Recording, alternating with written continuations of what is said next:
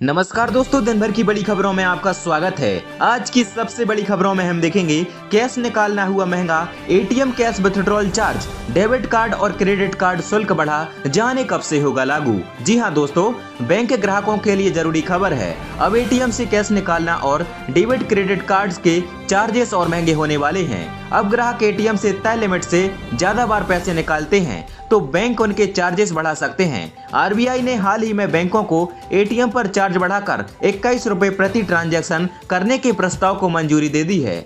ये नई दरें 1 जनवरी 2022 से लागू होंगी। दरअसल बैंक के एटीएम से हर महीने 5 फ्री ट्रांजैक्शन ग्राहक को मिलते हैं। इसमें वित्तीय और गैर वित्तीय ट्रांजैक्शन शामिल हैं। इससे ज्यादा होने पर कस्टमर्स को चार्जेस देने पड़ सकते हैं। इसके लिए अब 20 रुपए की अतिरिक्त राशि का भुगतान प्रति ट्रांजैक्शन करना होगा।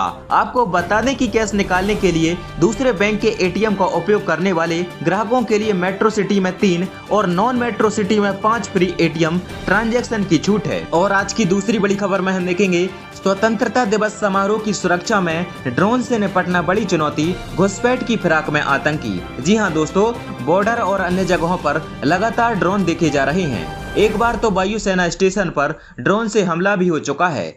इसके बाद ड्रोन दिखने की घटनाएं लगातार हो रही हैं। ऐसे में इस साल स्वतंत्रता दिवस की सुरक्षा में ड्रोन से निपटना एक बड़ी चुनौती है। वायुसेना स्टेशन पर हमले के बाद करीब 20 बार ड्रोन देखे जाने की घटनाएं हो चुकी हैं।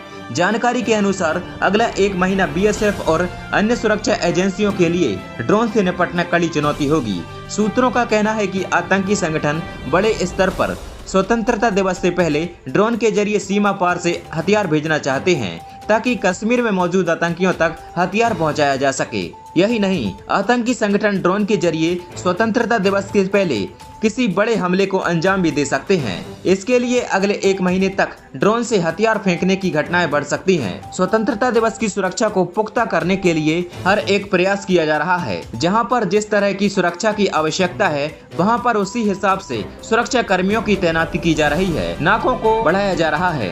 रात के समय गश्त बढ़ाई गई है। पुलिस ने अन्य सुरक्षा एजेंसियों के साथ मिलकर सुरक्षा को लेकर पर्याप्त बंदोबस्त किए हैं। और आज की तीसरी बड़ी खबर में हम देखेंगे, जाने क्यों बढ़ रहा पेट्रोल डीजल का भाव, सरकारी खजाने में आए 3.35 लाख करोड़ रुपए। जी हां दोस्तों, देश में लगातार पेट्रोल और डीजल की कीमतें नए रिकॉर्ड को छू रही हैं। 17 राज्यों में पेट्रोल का रेट 100 रुपए के पार पहुंच चुका है। इस बढ़ोतरी की वजह क्या है? फ्यूल की बढ़ती कीमतें सबसे बड़ा कारण है कि इस पर वसूले जाने वाला टैक्स बहुत ज्यादा है। वित्त वर्ष 2020-21 में पेट्रोल डीजल पर केंद्र सरकार की तरफ से वसूले जाने वाले टैक्स में 88% का उछाल आया है और इससे सरकारी खजाने में 3.35 लाख करोड़ रुपए आए हैं।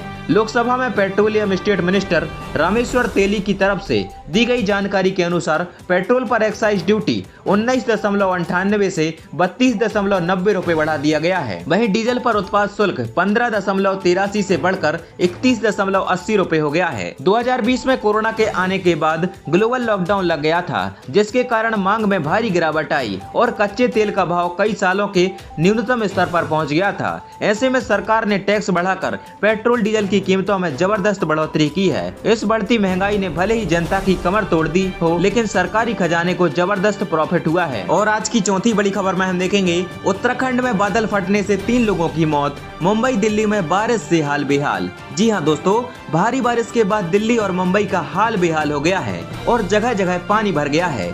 अत्यधिक बारिश की वजह से मुंबई में रेल सेवा प्रभावित हुई है। वहीं उत्तराखंड में बारिश कहर बनकर टूटी है और उत्तरकाशी जिले में बादल फटने के बाद 3 लोगों की मौत हो गई है और राहत व बचाव कार्य में एसडीआरएफ की टीम लगी है। एसडीआरएफ के इंस्पेक्टर जगदम्बा प्रसाद ने बताया, उत्तराखंड के उत्तरकाशी जिले के मांडे गांव में कल देर रात बादल फटने की घटना में अब तक 3 लोगों की मौत हो चुकी है, जबकि 4 अन्य लोग गायब हैं। मुख्यमंत्री पुष्कर सिंह धामी ने बचाव और राहत कार्य में तेजी लाने के आदेश दिए हैं। और आज की 5वीं बड़ी खबर में हम देखेंगे, बकरा ईद पर छूट देने पर आईएमए ने जताई नाराजगी, कहा कांवड़ यात्रा रद्द तो यहाँ ढील क्यों।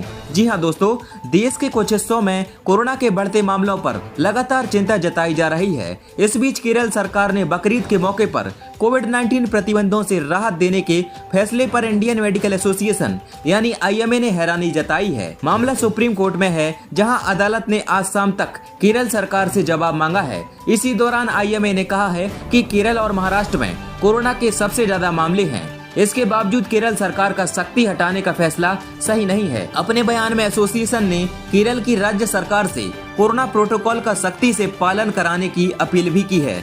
आईएमए ने कहा कि बकरीद के लिए धार्मिक समारोह की इजाजत देना गलत है। मेडिकल इमरजेंसी के दौर में ऐसे फैसले नहीं लेने चाहिए। आईएमए ने इस दौरान उत्तर प्रदेश और उत्तराखंड में कांवड़ यात्रा पर रोक लगाने के फैसले का उदाहरण दिया है। आईएमए ने केरल सरकार से मांग करते हुए कहा कि कोरोना प्रोटोकॉल में राहत देने के फैसले को फौरन वापस लिया जाए। आईएमए ने यह भी अपील की है कि इस तरह के फैसले लेने से पहले राज्य और देश के हितों को प्राथमिकता देनी चाहिए। और आज की छठवीं बड़ी खबर में हम देखेंगे, सोमवार से अलर्ट पर होंगे ये 7 मेट्रो स्टेशन, यात्रियों की बढ़ सकती है परेशानी। जी हां दोस्तों, नए कृषि कानूनों के खिलाफ धरने पर बैठे हजारों किसानों ने एक बार फिर दिल्ली कूच करने का ऐलान किया है। इसके बाद से ही दिल्ली पुलिस प्रशासन अलर्ट पर है और जगह जगह सुरक्षा के इंतजाम किए जा रहे हैं। इसी के चलते नई दिल्ली जिले के 7 मेट्रो स्टेशनों को भी अलर्ट पर रहने का आदेश जारी किया गया है।